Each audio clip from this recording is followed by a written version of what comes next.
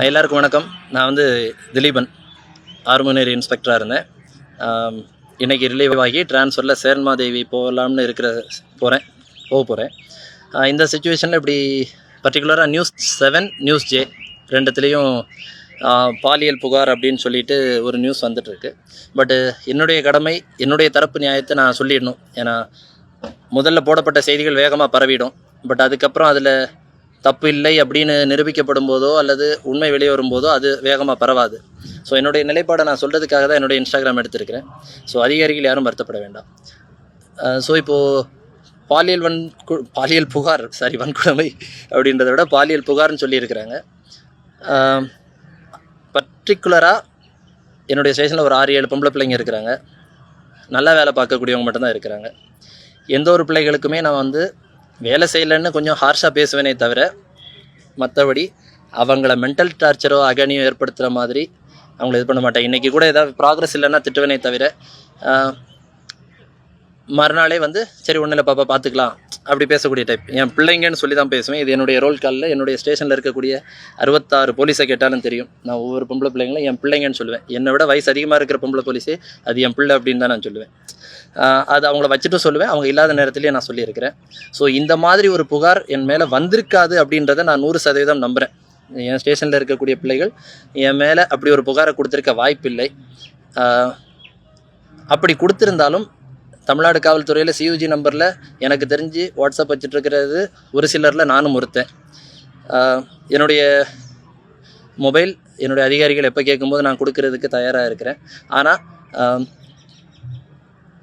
என்னுடைய புகைப்படத்தை போட்டு இப்படி வேகமாக இப்படி ஒரு செய்தியை பரப்பணும் அப்படின்றது அவசியம் இல்லை. அப்படி தாராளமாக ஒரு புகார் இருக்குது அப்படின்ற பட்சத்தில் தாராளமாக வழக்கு பதிவு செய்யலாம். அதில் உண்மைத்தன்மை என்னன்றது விசாரிச்சுக்கிட்டு என்னுடைய உண்மைத்தன்மையை வெளி உலகுக்கு இதே ஊடகங்கள் வேகமாக சொல்லிட்டாங்கன்னா எனக்கு ரொம்ப நல்லாயிருக்கும். பட்டு கற்பனையிலேயே இப்படி ஒரு புகார் இருக்குது, இப்படி ஒரு இது இருக்குது அப்படின்றதெல்லாம் சொல்ல வேண்டாம். நான் அந்த ஸ்டேஷனில் ஒரு 66 போலீஸ் இருக்கிறாங்க. அந்த 66 போலீஸில் யாராவது ஒரு போலீஸ் அவன் அப்படி பண்ணியிருப்பான் அப்படின்னு ஒரு ப்ரெசம்ஷன் போனால் கூட நான் இந்த வேலையை விட்டு போகிறதுக்கு நான் தயார். அதே போல் என்னுடைய ஊர் மக்கள் ஒரு 6 மாதம் இந்த ஆர்மனேரிலையும் காயல்பட்டினத்துலேயும் வேலை பார்த்துருக்குறேன். என்னுடைய ஊர் மக்கள் அப்படி ஒருத்தர் எங்கள் ஐயா இப்படின்னு சொல்லிட்டாங்கன்னா கூட நான் இந்த வேலையை மொத்தமாக ரிசைன் பண்ணிடுவேன். ஸோ என்னுடைய மக்கள் என்னை செல்லமாக மொட்டை சார்னு தான் கூப்பிடுவாங்க. என்னுடைய மக்கள்கிட்ட அதே நியூஸ் 7 அண்ட் நியூஸ் ஜே ஒரு பேட்டி எடுத்து பாருங்கள், திலீபன் என்னன்னு சொல்லுவாங்க. என்னுடைய காவல் நிலையத்தில் இருக்கக்கூடிய காவலர்கள்ட்டையும் அப்படியே இந்த நியூஸ் 7 ஜேவும் ஒரு பேட்டி எடுத்துட்டிங்க அப்படின்னா அவங்களும் சொல்லுவாங்க நான் எப்படிப்பட்டவன் அப்படின்றத. ஸோ நான் யாரையுமே குறை சொல்ல விரும்பலை, எந்த பிள்ளைகளையுமே யாரையுமே குறை சொல்ல விரும்பலை. எல்லாருக்கும் ஒரே மாதிரி என்னால் டியூட்டி போட முடியாது, அதை மட்டும் நல்லா தெரிஞ்சுக்கணும். காவல்துறையில் வந்து 6 பொண்ணுகளில் ஒரு பொண்ணுக்கு சலுகை கொடுத்துட்டு ஒரு பொண்ணை வந்து நான் வைக்க முடியாது. ஏன்னா எல்லாரும் குடும்பத்தோடு இருக்க பொம்பளை பிள்ளைகள். டியூட்டி முன்ன பின்ன போடுவேன், அதில் மன வருத்தத்தில் முன்ன பின்ன சொல்லலாம்.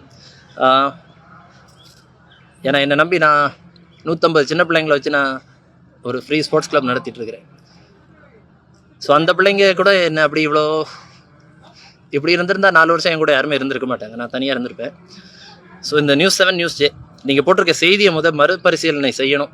இந்த ஊருக்குள்ளேயும் என்னுடைய காவல் நிலையத்திலையும் முதல்ல என்னை விசாரிக்கணும். நான் இதுக்கு முன்னாடி பணிபுரிஞ்ச காவல் நிலையத்தையும் விசாரிச்சுக்கிட்டு இதை பண்ணணும். இதுக்கு மேலே சொல்கிறதுக்கு ஒன்றும் இல்லை.